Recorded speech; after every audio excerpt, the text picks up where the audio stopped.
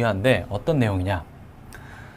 재무회계에서는요, 이 자산을 양도할 때 내가 300원에 팔았다.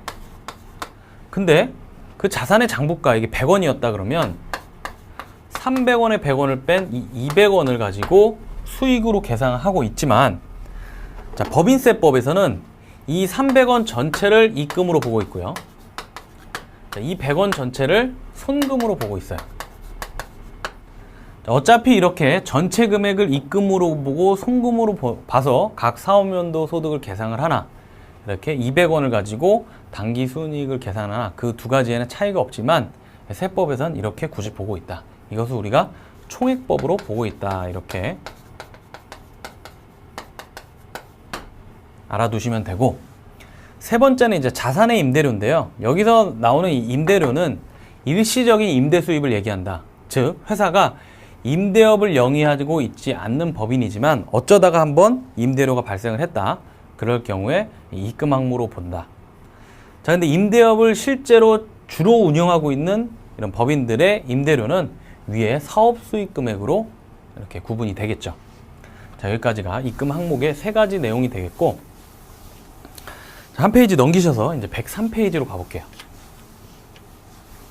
자, 103페이지에 가시면 이제 자산 수중이익과 채무 면제이익이라는 내용이 나오는데, 먼저 자산 수중이익은 뭐고 채무 면제이익이 뭔지 좀 알아봐야겠죠. 밑에 정의가 나와요. 자, 자산 수중이익이라는 것은 무상으로 수중받은, 법인이 수중받은 자산 가액을 얘기하고요. 자, 채무 면제이익은 법인이 면제받은 채무액을 말한다. 이렇게 자산 수중이익과 채무 면제이익은 법인이 순자산을 증가시키는 거래로 보기 때문에 분명히 입금으로 봐야 된다는 내용이 그 내용이 되겠어요. 자, 근데요, 자산 수중이익과 채무 면제이익이 나와 있는 설명 중에서 쭉 내세요. 뭐 어쨌든 이 두 가지 요건을 충족을 하면 우리는 장기 할부 판매구나, 그렇게 보고 있어요. 그러면 이 장기 할부 판매 시에 손익을 어떻게 인식을 하는지 좀 볼게요. 자, 130페이지 그 2번에 손익의 귀속 시기라고 나와 있는, 말로 나와 있는 쭉 내용을 제가 표로 한번 설명을 좀 드릴게요. 자, 회계기준과 세법이 있어요. 자, 회계기준에서 인도기준으로 인식을 했다면 세법에서도 인도기준으로 인식을 하고 있다. 자, 회계기준에서 회수기준으로 인식을 하고 있으면 세법에서도 회수기준으로 인식을 하고 있어요. 자, 그러면 인도기준이라는 게 뭔 말이고 회수기준이라는 게 뭔 말이냐, 먼저 용어부터 설명을 좀 드리면요. 자, 인도기준이라는 것은 판매를 하고 그 인도일에 인식하는 것을 인도기준이라고 하고요. 자, 회수기준이라는 것, 장기 할부 판매는 나눠받잖아요. 그럼 그 나눠받는 회수일하고 우리가 나눠받기로 약속한 그 회수 약정일이 있을 거예요. 그 두 날을 비교해서 빠른 날 인식을 하는 게 회수기준이에요. 자, 그러면 회사가 인도기준으로 인도한 날 인식을 했다. 그럼 세법도 받아줄게. 그래서 세무조정이 없도록 이렇게 세법도 인도기준을 적용을 하고 있고, 자, 회계기준에서, 그러니까 회사에서 회수기준으로 인식을 했어요. 자, 그럼 세법에서도 세무조정 나오면 뭐 좀 복잡하니까 니네 회사에서 그렇게 계상한 회수기준으로 나도 인정을 해줄게 하고 회수기준으로 이렇게 귀속 시기를 인정을 하고 있어요. 그러면 세무조정이 안 나와야 되는데 간혹 가다가 이 부분에서 세무조정이 나오는 경우가 있어요. 자, 이 경우는 회수 약정일에 회사가 인식을 안 한 거예요. 자, 어떤 내용이냐, 내가 만약에 뭐 5월 30일 날 내가 받기로 했어, 돈을. 근데 상대방이 돈을 안 줬어요. 자, 그래서 회사는 돈 안 받으니까 나 매출로 인식 못 하겠다 이래버리면 세법과 차이가 발생한다. 제가 회수 기준에서 뭐라 그랬어요? 회수일과 회수 약정일, 즉 약속한 날 중 빠른 날, 내가 돈을 못 받아도 회수 약정일이 됐으면 손익을 인식을 해야 돼요. 근데 회사에서 만약에 약정일날 인식 안 했다면 회사와 세법이 그럴 경우에는 그 무상으로 받은 자산의 시가를 취득가액으로 보고 있어요. 자, 그 똑같은 내용이 여기 적혀 있는데, 자, 그 감가상각의 취득가액은요, 일반 원칙이 취득가액에 취득 부대 비용을 더한다. 여기까지는 우리가 살펴봤던 내용이죠. 자, 거기에 하나 더, 건설자금이자라는 것이 하나 더 붙습니다. 내가 어떤 자산을 취득하는데 돈을 빌려서 취득했다. 거기에 들어가는 이자도 일반 원칙에 의해서 취득가액에 포함하고 있다. 자, 여기서 주의할 점이 자본적 지출과 수익적 지출이라는 개념이 처음 나오는데요. 어떤 내용인지 좀 볼게요. 자, 교과서 152페이지에 2번 자본적 지출과 수익적 지출의 구분이다 이렇게 돼 있어요. 자, 어떤 내용이냐? 자, 제가 먼저 읽어드릴게요. 자본적 지출은 자산의 취득원가에 가산되어 이후 감가상각 과정을 통해서 송금 산입되나 수익적 지출은 지출 당시에 단기 비용으로 처리되므로 이 구분은 중요하다 그랬어요. 자, 자본적 지출은 취득원가에 가산하고 수익적 지출은 비용으로 계상을 한다 그랬는데 그럼 자본적 지출이 과연 무엇이고 수익적 지출이 과연 뭐냐? 제가 정의를 써드렸어요. 자, 자본적 지출은요, 내용 연수를 연장시키거나 그 가치를 실질적으로 증가시키는 수선비예요. 자본적 지출이나 수익적 지출 둘 다 수선비는 마찬가지인데 내가 이러한 수선비를 지출했을 때 그 자산의 가치가 좀 더 증가한다 그러면 그것은 자본적 지출로 봐서 비용으로 계상하지 않고 취득 원가에 가산을 하는 겁니다. 그래서 감가상각비 한도를 구하는 거예요. 자, 그러면 자본적 지출에는 어떤 내용들이 있느냐? 거기 밑에 보시면 얘가 나와 있어요. 엘리베이터 또는 냉난방 장치의 설치 뭐 이런 것들은 내가 설치를 해놨다 그러면 만약 건물에 엘리베이터를 설치를 했다면 그 건물의 가치가 증가해서 내용 연수가 좀 증가하겠구나. 사용되는 그 연수가 증가하겠다. 그런 걸로 봐서 자본적 지출이라고 본다. 자, 그럼 수익적 지출은요? 원상 회복이나 능률 유지를 위한 수선비다. 자, 이런 것은 뭐 건물 또는 벽에 도장, 그러니까 도배장판하는 것들 있죠. 그런 것은 내가 도배장판을 한다고 그 건물의 가치가 높아지는 것은 아니다. 자, 그런 것은 수익적 지출로 보아 비용 처리하게 된다. 그 개념을 구분을 해볼게요. 자, 밑에 보시면 즉시상각 의제라는 게 나오게 된다. 이 개념도 상당히 이해하기가 조금 난해한 개념인데 제가 쉽게 설명을 좀 드릴게요. 자, 먼저 즉시상각 의제란 자산의 취득가액이나 자본적 지출을 비용으로 계산했다. 자, 자산의 취득가액은 취득가액으로 자산으로 계상을 해야 되는데 이것을 비용으로 했다든지, 자, 아까 자본적 지출 설명드리면서 뭘로 계상해야 된다 그랬죠? 취득 원가로 계상을 해야 된다 그랬는데 이것을 비용으로 계상하거나 또는 우리가 송금 시간에 배웠던 고정자산일 경우 천재지변, 화재 이런 거 나면 손상차손, 평가 손실을 계상한다고 말씀드렸었죠. 그런 경우에 즉시상각의제라고 한다. 자, 이 말이 무슨 말이냐? 즉시 상각됐다는 거예요. 이 원래 취득가액이나 자본적 지출은 자산으로 계상돼야 되는데 이왕 비용으로 계상됐다고 해보자. 그러면 별도의 세무 조정을 만들지 말고 이미 그냥 어차피 감가상각할 거 즉시 상각됐다고 간주를 해버리자는 내용이 즉시상각의제라는 겁니다. 자, 원칙은요, 제가 방금 말씀드렸던 감가상각비로 그냥 보아버리자. 뭐 따로 뭐 유보니 마이너스 유보니 이런 거 잡지 말고 이미 비용으로 처리한 거 감가상각비로 보아서 상각시부인하자. 말이 또 어려운데 상각시부인. 그것은 한도를 계산해서 나중에 감가상각의 회사 계상액과 세법상 한도를 한번 비교해보자. 그런 내용이에요. 자, 근데 예외들이 있어요. 그 예외가 뭔지 153페이지 표를 볼게요. 자, 표를 보시면 특례라고 나와 있어요. 2번에. 그래서 원래 이 자본적 지출하고 취득가액은 비용으로 계상하더라도 이것은 이제 예외적으로 시부인 계산 과정을 거치지 않고 전액으로 송금 인정하는 경우가 있는데 그것이 여기 나와 있는 예외사항이 되겠다. 자, 이것은 계산의 경제성을 고려해서 금액적으로 중요하지 않다면 감가상각, 우리가 복리후생비라는 걸 배웠었죠. 이 복리후생비 언제 배웠어요? 송금 시간에 인건비 배우면서 복리후생비에 대해서 배웠어요. 자, 그러면 직원한테 지출한 복리시설비인데 이거 접대비라는 게 좀 이상하다. 그렇게 생각하실 수도 있어요. 근데 지금 제가 뒤에 뭐라고 써놨어요? 직원이 조직한 조합 또는 단체. 하지만 이게 법인에 하나는 거예요. 그 법인에 지출한 것은 개인한테 지출한 복리후생비가 아니기 때문에 접대비로 보고 있다. 그렇게 정리를 하시면 돼요. 자, 두 번째, 약정에 의한 매출 채권 포기액. 자, 회사가 상대방 거래처에 매출 채권이 있었는데 그 매출 채권을 받지 않고 어떤 약정에 의해서 포기를 해버렸다. 자, 그런 경우는 접대비로 봐요. 자, 회사가 이유 없이 내가 받을 돈을 포기하진 않겠죠. 보시고 빨리 저처럼 이렇게 T 계정으로 그려주셔야 된다. 그래야 빨리 구할 수가 있어요.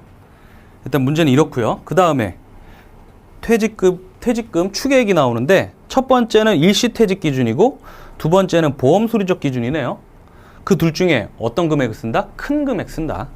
그러면 여기서 큰 금액이 일시적 퇴직 기준이 더 크네요. 그래서 1억. 그래서 퇴직금 추계액은 1억을 갖다 쓰는 거고, 마지막으로 기말 현재 국민연금 전환금이 1,000만 원이 있다. 이것은 추계액 기준에서 더해줘야겠죠. 자, 그럼 풀이를 해드리면 한도는 두 가지 중에 작은 것. 첫 번째는 총 급여액 기준과 두 번째는 퇴직금 추계액 기준이다.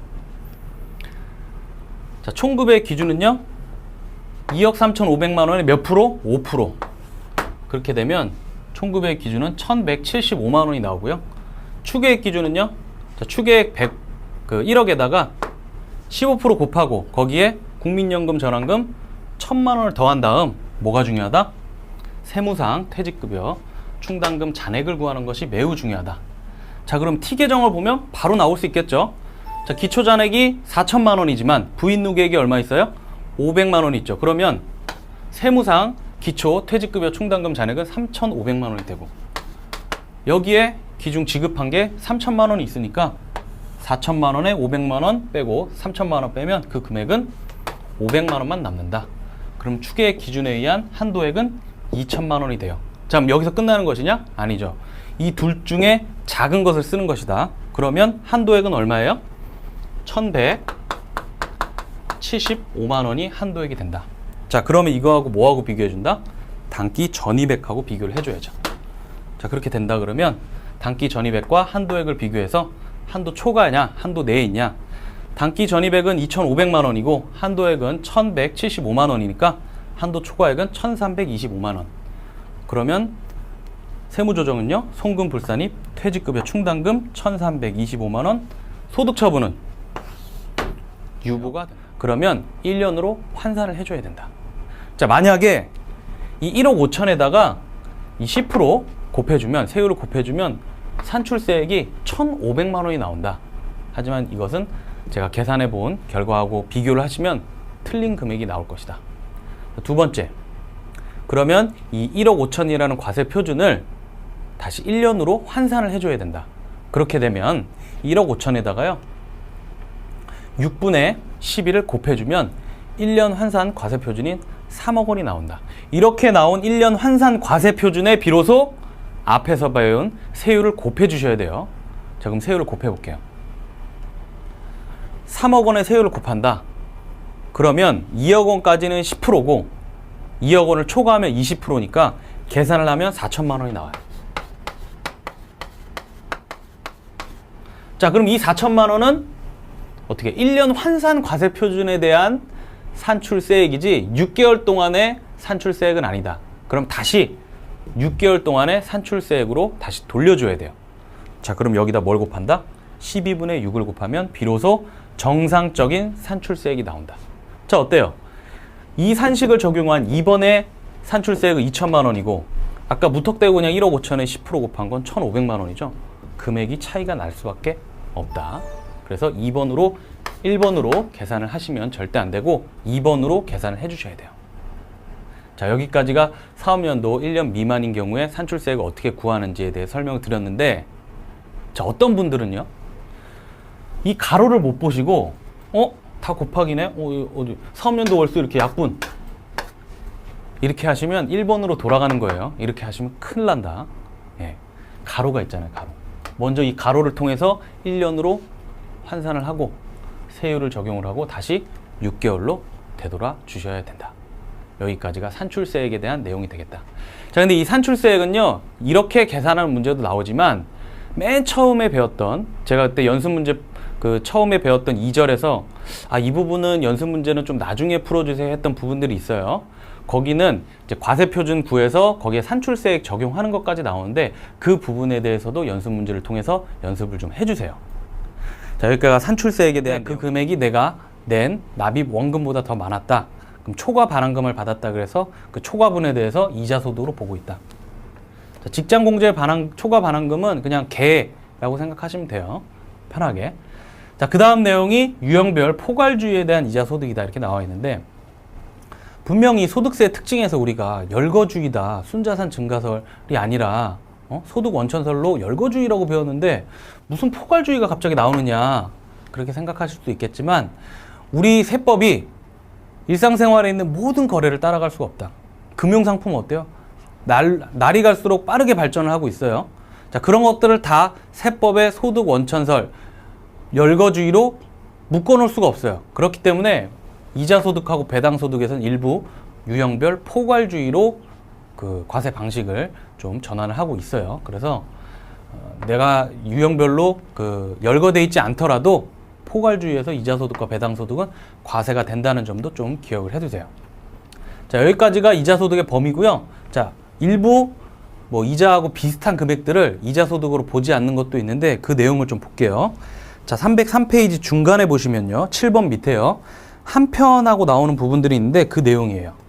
그래서 외상 매출금 할인액, 그리고 내가 외상 매출금이 있는데 그 지급 기일을 연장을 해주고 미안하니까 그쪽에서 좀 추가로 받는 금액들이 있어요. 그 금액하고 내가 손해배상금을 받았어. 근데 법적으로 뭐 법정 이자가 있거든요. 그 이자도 이자소득인 것 같은데 그런 것들은 이자소득으로 보지 않고 있어요. 세법에서. 그런 것들은 이자소득이 아니에요. 자, 여기까지가 이자소득의 범위였고요. 이제 소득의 범위 배우면 뭐 배워야 돼요? 비과세 배워야겠죠? 비과세로 좀 넘어가 볼게요. 자, 교과서는 넘기실 필요가 없고 303페이지 하단에 나와 있는 내용들이에요. 자, 첫 번째 비과세 이자소득은 공익신탁이익이 있어요. 공익적 목적으로 신탁을 해놨는데 거기서 고맙다고 이자를 좀 줬다. 자, 그런 것들은 비과세 이자소득이다.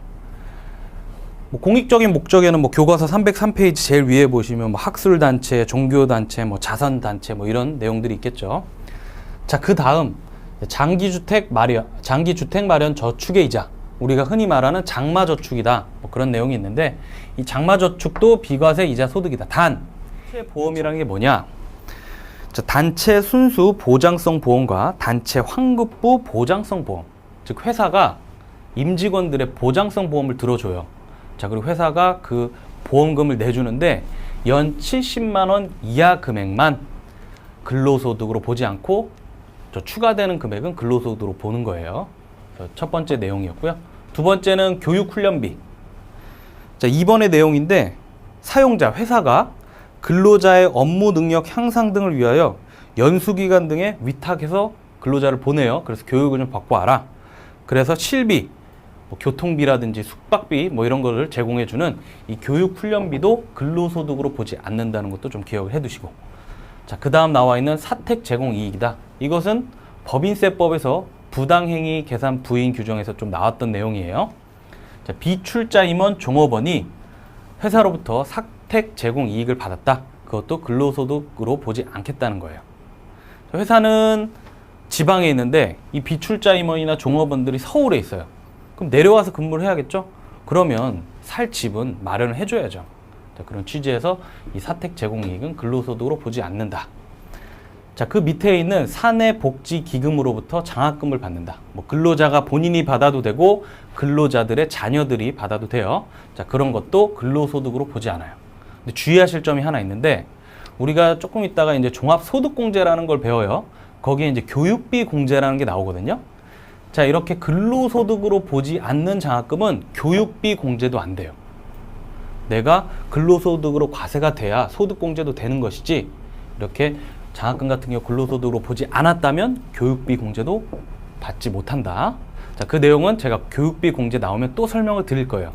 먼저 좀 기억을 해두시고. 자, 그 다음 나오는 것은 주택 보조금이에요.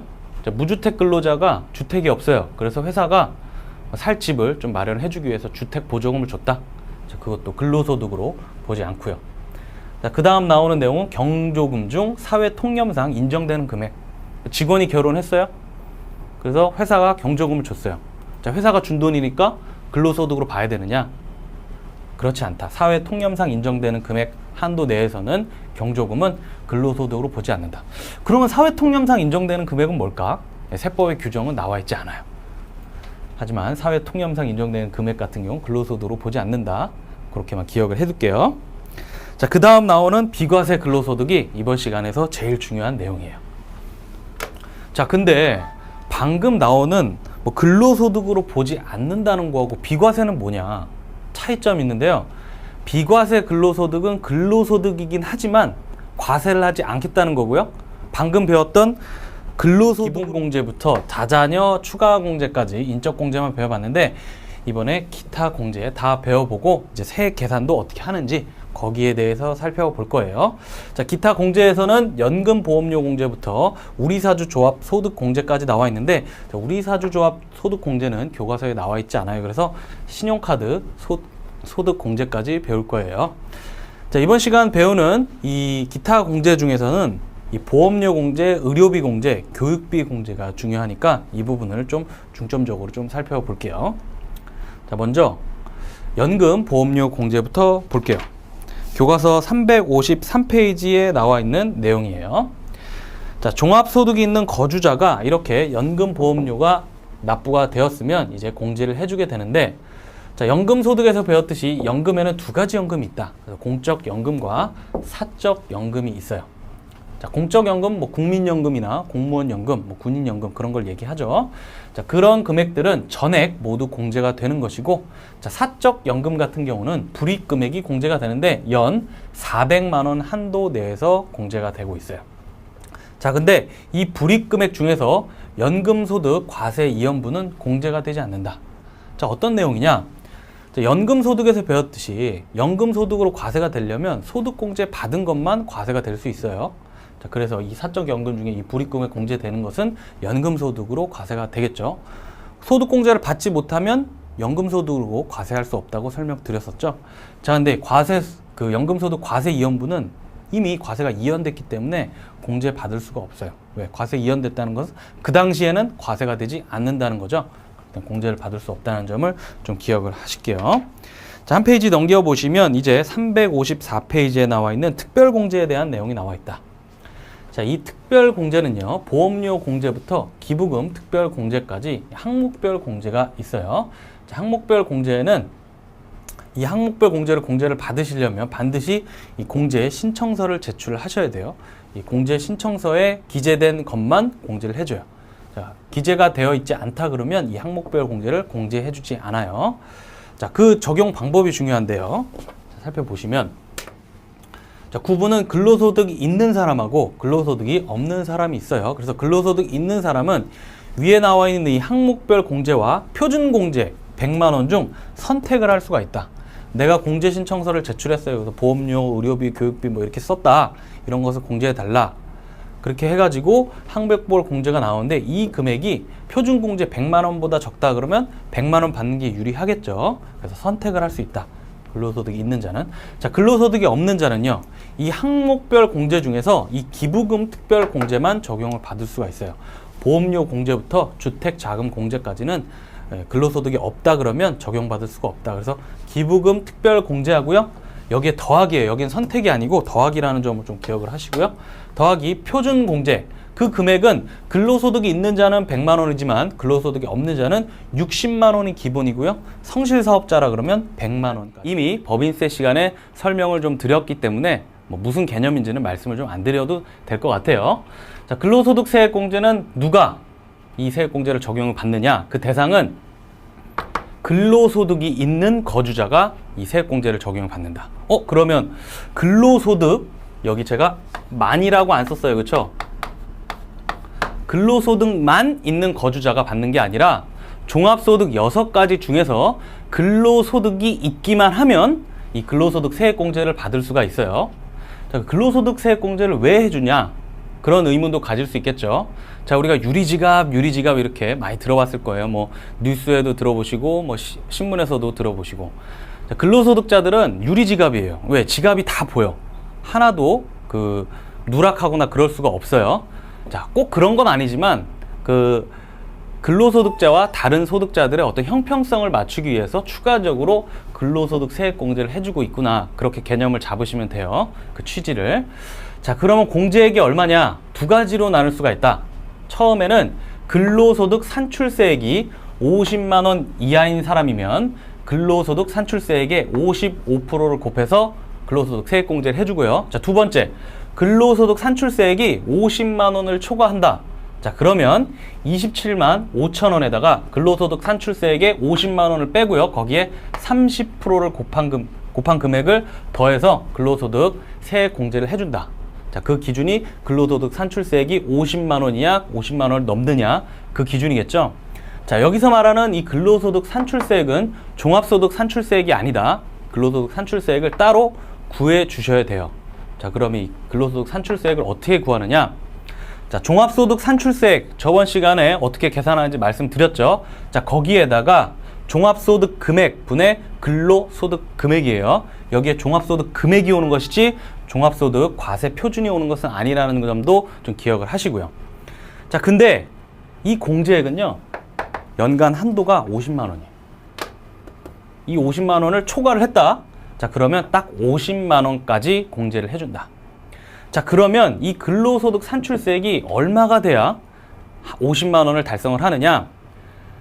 자, 여기 두 번째 근로소득 산출세액이 50만 원을 초과하는 것에 역산을 해보시면 이 산출세액이 125만 원이면 한도를 달성하게 된다. 그래서 산출세액을 딱 구해서 125만 원이 초과하면 계산할 필요 없이 10만 원에 파는 경우 부가가치란 어떻게 계산이 되느냐? 자, 생산자가 도매상한테 상품을 15,000원에 팔아요. 도매상은 15,000원 주고 샀네요. 자, 도매상은 상품을요, 소비자에게 2만 원에 팔고 소비자는 2만 원을 지출해요.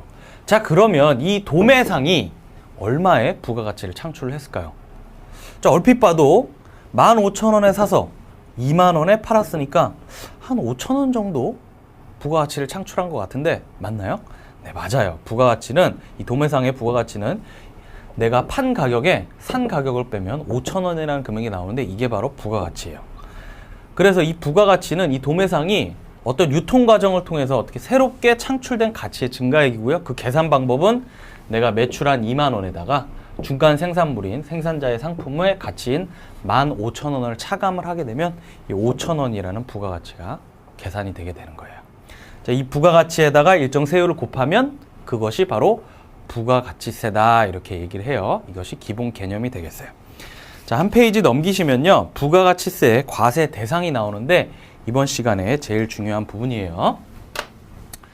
자, 부가가치세의 과세 대상은요, 총 4가지가 있다. 첫 번째는 누가 공급하는? 사업자가 공급하는 재화이고요. 그 밑에는요, 사업자가 공급하는 용역, 2가지가 있어요. 추가적으로 한 가지 더, 재화의 수입이다. 근데 재화의 수입 앞에는 노란색으로 제가 사업자라고는 써놓지 않았네요. 자, 왜 안 써놨는지는 제가 설명을 드릴 거예요. 자, 그리고 원래 이제 부수재화 또는 용역은 그 세법상에 있는 부가가치세 과세 대상은 아니지만, 왜냐하면 이 재화 용역에 포함이 되는 거거든요. 자, 근데 우리 교과서에는 뭐 부수재화 또는 용역까지 다 기억하실 필요는 없어요. 제가 말씀드리는 것만 기억하시면 된다. 자, 먼저 제조업이에요. 자, 제조업은 두 번째 있죠. 두 번째, 최종 제품을 완성하는 장소. 다만 따로 제품을 포장만 하거나 용기 충전을 위해서 그 용기 충전만 하는 장소는 사업장에서 제외를 하고 있다. 그 예외 사항을 좀 기억을 해주세요. 제조업은 최종 제품을 완성하는 장소다. 두 번째, 건설업이에요. 자, 건설업은 법인이 있을 수 있고 개인이 있을 수도 있는데 2가지가 좀 차이가 있다. 그래서 법인은 법인의 등기부상 소재지고요. 개인은 업무 총괄 장소다라는 걸 기억을 좀 해주시고, 자, 뭐가 제일 중요하냐면 이 4가지 중에서 지금 말씀드리게 될 부동산 임대업이 제일 중요해요. 자, 부동산 임대업은요, 부동산 등기부 소재지인데요. 자, 내가 부동산 임대업을 영위를 하고 있는데 부동산 임대업의 그 소재지가 한 5군데가 있다. 자, 그 5군데가 있으면 그 5군데별로 다 사업자 등록을 하고 신고 납부를 해주셔야 된다. 자, 제조업은 최종 제품을 완성하는 장소가 뭐 한 군데일 수도 있고요. 자, 법인의 건설일 경우 법인의 등기부상 소재도 한 군데, 개인 업무 총괄 장소도 한 군데일 수도 있지만, 이 부동산 임대업은 각각 부동산 소재지별로 다 사업자 등록하고 하셔야 된다는 내용이 좀 중요해요. 자, 그 다음에 사업장 미설치다. 내가 사업장을 설치하지 않았어요. 자, 그러면 개인의 주소 또는 거소에 따라간다. 법인이라면 법인의 등기부상 소재지를 따라가게 되겠죠. 자, 그 내용이 심화학습에 나와 있는 사업 유형별 사업장에 대한 내용이에요. 자, 여기서는 이 업종별로 어떻게 사업장이 이루어지는지 그 매칭하는 문제가 나올 수 있으니까 꼭 매칭하는 방법을 잘 기억을 해주시고요. 자, 그 밑에 보시면 직매장과 하치장이라는 내용이 나오는데 그 내용을 좀 살펴볼게요. 자, 직매장이다. 자, 직매장이 어떤 거예요? 자, 458페이지 직매장의 첫 번째 줄 나와 있는데요. 자, 생산 또는 취득한 재화를 직접 판매하기 위하여 판매 시설을 갖춘 장소. 즉 내가 제조하는 장소가 있고 내가 판매하는 장소가 있어요. 아까 제조업에서 사업장이 뭐라 그랬어요? 최종 제품을 완성하는 장소가 제조업의 사업장인데, 직매장을 하나 설치해서 내가 제조한 상품을 그 직매장에서 판다. 그럼 이 직매장은 사업장이 아니냐? 자, 이 직매장 같은 경우는 사업장으로 봐요. 재화의 판매를 위한 장소인데 그것은 사업장으로 본다는 사실을 좀 기억을 해주시고요. 자, 그 다음 하치장이다. 자, 아까 사업장이 아님 하고 제가 뭐라 그랬어요? 재고 자산만을 보관하기 위한 장소는 사업장이 아니다. 이렇게 말씀드렸죠. 하치장이 그런 데다. 재화의 보관, 관리, 시설만을 갖춘 장소, 뭐 이런 데는 사업장이 아니에요. 왜? 업무의 전부 또는 일부가 이루어지지 않는 장소로 보고 있기 때문에 사업장이 아니라는 사실. 직매장은 사업장이고 하치장은 사업장이 아니에요. 자, 그 다음 보실 거는 임시사업장이에요. 야, 임시사업장이라는 건 뭐냐? 우리가 박람회 같은 거 뭐 할 텐데, 박람회나 각종 경기대회에서 어떤 부스 하나를 차려놓고 우리 회사 제품을 판다. 자, 그러면 실제로 여기서 판매가 이루어지는데 이 사업장을 과연 사업장으로 봐서 사업자 등록하고 신고 납부를 해야 되는 것이냐? 자, 임시사업장이라는 것은 말 그대로 임시예요. 임시기 때문에 기존에 있는 내 사업장에 거기에서 판매한 매출을 포함해서, 기존 사업장에 포함해서 신고 납부하고 사업자 등록도 하게 되는 거예요. 자, 다시 한번 정리해드리면 직매장은 사업장이고요. 하치장은 사업장이 아니에요. 그리고 임시사업장은 사업장인가요? 사업장이 아니라 기존 사업장에 포함된다는 사실을 좀 기억을 해주세요. 자, 여기까지가 사업장의 범위였고요. 이제 주사면 제가 만약에 이 포인터를 내가 샀어요. 또는 팔았어요. 자, 그러면 이 포인터를 남한테 판 사람이 산 사람한테 줘야겠죠. 그게 바로 인도라는 거예요. 내가 이렇게 주는 거. 그 인도되는 시점에 재화이동이 있는 경우는 공급 시기로 보고 있어요. 그래서 상품이나 제품이 그 대상이 되겠고요. 자, 때로는 어떤 재화들은 이동이 안 되는 경우가 있어. 자, 어떤 경우냐면 부동산이나 무채물이에요. 내가 어떤 건물을 공급해요. 자, 근데 건물을 남한테 팔았다 그래서 내가 건물을 뽑아가지고 그 사람한테 갖다 줄 수는 없잖아요. 그렇죠? 그래서 그때는 이제 재화 이동이 없어요. 자, 어떤 권리 같은 거, 영어권도 내가 어떻게 줄 수 있나요? 보이지 않는 건데, 그렇죠? 뭐 이렇게 재화 이동이 없는 거라고 볼 수 있겠죠. 그런 경우에는 인도라는 개념이 있을 수 없으니까 재화가 이용 가능한 때를 그 공급 시기로 잡고 있다. 자, 두 가지 재화 이동과 재화 이동이 없는 경우 그 두 가지 기준을 적용할 수 없다. 그렇게 된다 그러면 재화의 공급이 확정되는 때를 이제 공급 시기로 잡고 있다. 자, 이것은 이제 원론적인 어떤 일반적인 기준이었고요. 지금부터 나오는 내용이 중요하다. 자, 그래서 지금부터 나오는 내용에 대해서 좀 중점적으로 좀 공부를 할게요. 자, 먼저 판매는 현금 판매와 외상 판매가 돼요. 자, 이 현금 판매와 외상 판매는 인도되거나 이용 가능한 때, 그래서 방금 배웠던 일반적인 기준하고 동일하다. 자, 두 번째는 이제 할부 판매다. 자, 그 밑에 이제 장기 할부 판매가 나와 있는데, 이 할부 판매와 장기 할부 판매가 어떤 점에 다른지 기억을 하고 계시죠? 자, 장기 할부 판매라 그런다 그러면 할부예요. 그러니까 일단 나눠서 받아야 돼. 그 대금을 2회 이상 나눠서 받아야 되고, 장기다라는 개념은 인도일의 다음 날부터 최종 잔금을 받을 때까지가 1년 이상이다 그랬어요. 그래서 할부 판매와 장기 할부 판매가 그렇게 달라요. 자, 할부 판매라 그러면 인도일을 공급 시기로 보고 있고요. 자, 장기 할부 판매다. 자, 그러면 각 부분을 받기로 한 때, 할부금을 받기로 한 때를 공급 시기로 보고 있다는 점을 좀 기억을 해주세요. 자, 이렇게 말씀을 드려도 잘 이해가 안 가실 수가 있으니까, 자, 476페이지 보시면 예제가 나와 있거든요. 그 예제를 제가 풀어드리면, 할부 판매와 장기 할부 판매가 어떤 점이 차이가 있고 어떤 점을, 그 다음 내용은 이제 매입세 공제 시기에 대한 내용이에요. 언제 과연 공제를 받을 수가 있느냐. 자, 공급 시기 우리 배웠었죠. 공급 시기가 속하는 예정 신고 기간하고요, 그리고 확정 신고 기간에 공제를 받는 것이다. 자, 주의하실 점이 있다. 자, 재화의 사용 소비 여부와 관계가 없어요. 즉, 내가 어떤 재화를 샀어요. 그래서 세금 계산서 받았어. 자, 근데 실제로 이 재화를 내가 사업에 사용하지 않고 재고로 남겨뒀어요. 그래도 세금 계산서를 받았으면 공제가 가능한 것이에요. 구입 시점에. 그리고 내가 세액을 지급했는지 여부와도 관계가 없다. 내가 재화를 공급받고 내가 썼어. 근데 내가 아직 부가가치세를 상대방한테 주지 않았어요. 그렇다 하더라도 구입 시점에 공제하는 거예요. 두 가지 중요해요.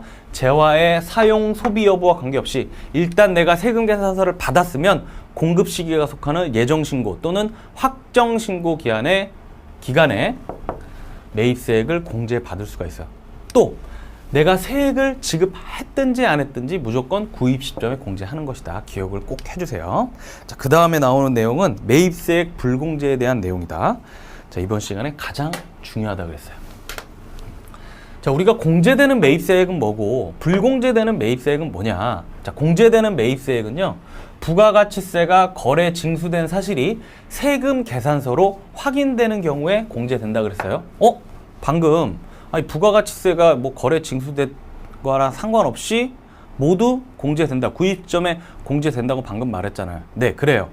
하지만 이 세금 계산서로 이게 확인이 된다 그러면, 그런 거래가 있었다는 사실만 확인이 된다 그러면 공제가 되는 것이다. 자, 반면에 불공제되는 매입세액은 뭐냐? 자, 밑에부터 볼게요. 부가가치세가 거래 징수된 사실이 세금 계산서로 확인이 안 되는 경우, 즉 내가 어떤 거래가 있었어. 근데 세금 계산서를 내가 받지 못했어요. 자, 그러면 불공제 해주고 있고요. 또 하나, 세금 계산서 받긴 받았는데 내 사업과 무관한 세금 계산서다. 내가 사업에 쓰지 않고 가정용으로 쓰기 위해서 어떤 뭐 물건을 샀는데 그것을 내 사업에 공제를 받을 수 있냐? 그것은 절대 안 된다. 자, 법인세나 소득세에서도 사업과 무관한 경비는 손금 또는 필요경비로 인정해주지 않고 있었어요. 마찬가지예요. 이 사업과 무관한 매입세액은 부가가치세에서 공제를 해주지 않고 있다는 사실. 자, 그러면 그런 내용들이 어떤 것들이 있는지 밑에 515페이지 밑에 나와 있는데요. 하나하나 좀 살펴볼게요. 자, 한 페이지 넘기시면요, 516페이지에 하나하나 나와 있는데, 먼저 1번에 매입처별 세금 계산서 합계표의 미제출 또는 부실, 허위 기재 매입세액이다. 자, 이게 뭐냐? 자, 우리가 그 매입세액을 신고를 하려면 매입처별 세금 계산서 합계표라는 걸 제출해요. 제가 좀 간소화해서 쓰려고 매입세금 계산서 합계표라 그랬는데, 매입처별로 세금 계산서를 어떻게 받았는지 거기에 대한 합계표를 이제 제출을 해야 되는데, 그것이 제출되지 않았다거나 부실 기재되었다면 그것은 공제해 줄 수 없다. 그게 세법의 취지예요. 자, 그 밑에 보시면 신고는요, 이 환급 기간 종료일부터 25일 이내. 이 신고라는 것은 무조건 기간 종료일부터 25일 이내구나. 그렇게 다 정리를 하시면 되고요. 자, 조기 환급 시기는요, 아까 일반 환급은 어땠어요? 30일 이내에 환급을 해줘야 되지만 이 조기자가 붙었잖아. 그럼 뭔가 좀 일찍 환급해줘야겠죠? 그래서 15일 이내에 환급을 해주게 돼 있다. 자, 그게 조기 환급에 대한 내용이에요. 자, 545페이지 넘어가시면은 예제가 나와 있는데 그 예제를 좀 풀어 드릴게요.